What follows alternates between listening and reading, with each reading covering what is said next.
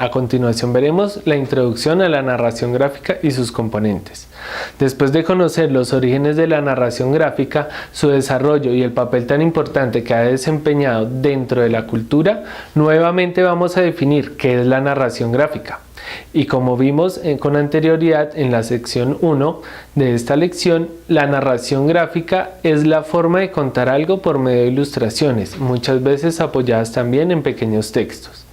Y ahora debemos preguntarnos, ¿qué es susceptible a ser contado? Pues bien, prácticamente podemos narrar cualquier tipo de historia, real o ficticia, como por ejemplo algún evento del pasado, algo que creamos pasaría en el futuro, un sueño que hayamos tenido, inventarnos historias sobre personajes y lugares ficticios, etc. Pero entonces, ¿cómo se pueden contar esas historias? Lo primero que se debe tener en cuenta es el grado de verosimilitud, que es la capacidad que tienen las historias para ser creídas dentro de su contexto.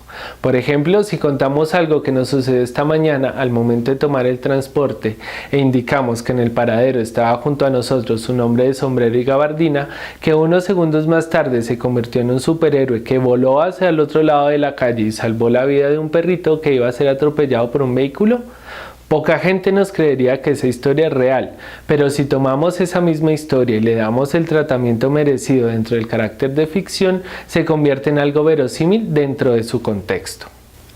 Otro ejemplo de verosimilitud puede ser dentro de una historia de corte fantástico, donde aparezcan magos, hadas y dragones, donde sus personajes se enfrentan a fuertes ejércitos blandiendo sus espadas y hachas.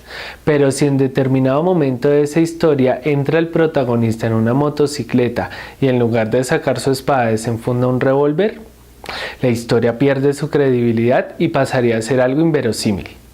Mas, sin embargo, tampoco se puede afirmar que no se puedan contar historias completamente inverosímiles, pues dentro de su incredibilidad, la historia tendría verosimilitud, y ese es el caso de muchas historias que son parodia de otra. Tipos de historia.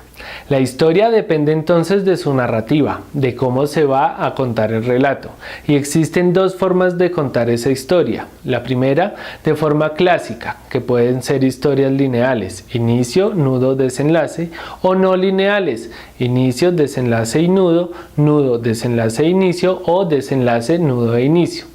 La segunda forma de contar historias es de estilo contemporáneo y se divide en dos, bajo la teoría de los planos autónomos, que son pequeñas historias en una gran historia, en donde muchas veces esas historias no necesariamente se entrelazan entre sí, y la otra forma de contar historias en el estilo contemporáneo es mostrando la misma historia desde los diferentes puntos de vista de sus personajes. Siempre, independiente del caso que se quiera utilizar para narrar, se debe tener en cuenta tres aspectos. Primero, el manejo de la información, no contar cosas que no sean relevantes ni adelantar indicios que resuelvan la historia, quitándole el ritmo y el factor sorpresa. El segundo, la búsqueda del significado, determinar muy bien lo que se quiere contar, la finalidad del relato, incluir todos los elementos necesarios que hagan resaltar la historia. Y el tercer aspecto es la articulación de la técnica, determinar con exactitud el estilo gráfico con el que se va a representar la historia, el color, los diálogos, etc.